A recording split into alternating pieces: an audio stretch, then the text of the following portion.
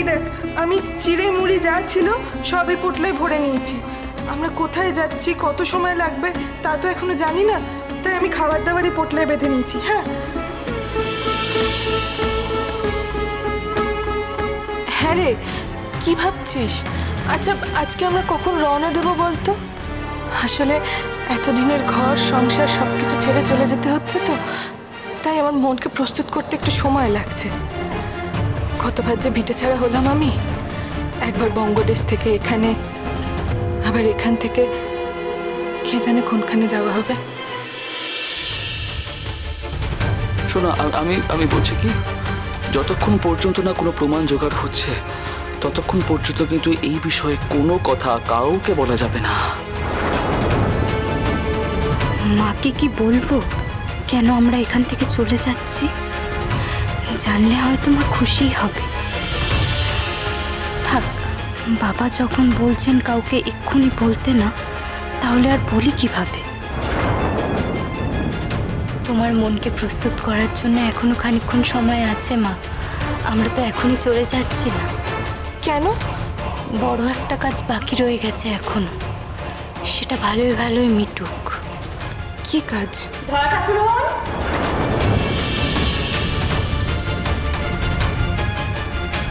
হোমা, আপনি এখানে? ওমা, আমার এখানে আসতে বাধা কোথায়? তাছাড়া আজ থেকে আমি আর আপনি সম্বন্ধী। আজ আপনার ছেলের বিয়ে, রাজপ্রাসাদে মিহিরের গাইলদি অনুষ্ঠানের ব্যবস্থা শুরু হলো, আর আপনি না গেলে হয়? আপনি না মা, তাই মহারানী আমাকে পাঠিয়েছেন আপনাকে নিমন্ত্রণ করে সঙ্গে নিয়ে যেতে। চলুন চলুন, তাড়াতাড়ি চলুন।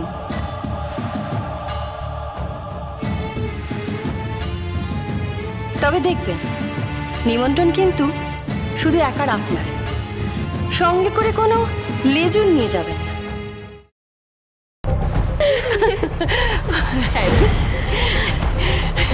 এবার তুই যা করেছিস, তোর হাত থেকে তো মিহিরের নিষ্কৃতি নেই। আর একবার কলঙ্কের কালী পুরুষের গায়ে লাগলে কে বিশ্বাস করবে তার কথা?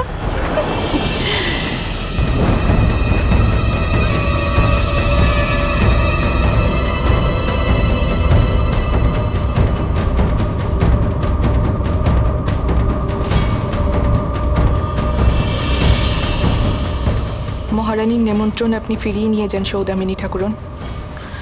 আমি এখন কোথাও যেতে পারবো না। আপনি না হয় মহারানীর কাছে আমার হয়ে মার্জনা চেয়ে নেবেন। শোনো, আমি আমি বলছি কি, যতক্ষণ পর্যন্ত না কোনো প্রমাণ জোগাড় হচ্ছে, বিয়েটা যেন হচ্ছে, এই নাটকটা তোমাদের চালিয়ে যেতে হবে। কনা, আমার ছেলের জীবন কিন্তু এর উপর নির্ভর করছে। মা,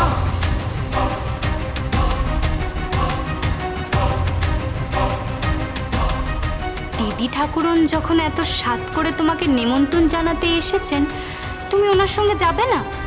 যাও না।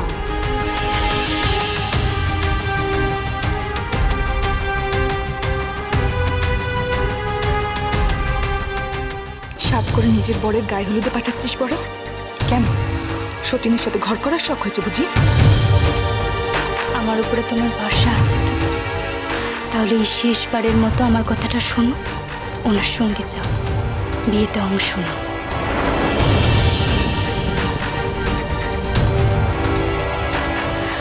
সব ঠিক হয়ে যাবে, আমি বলছি।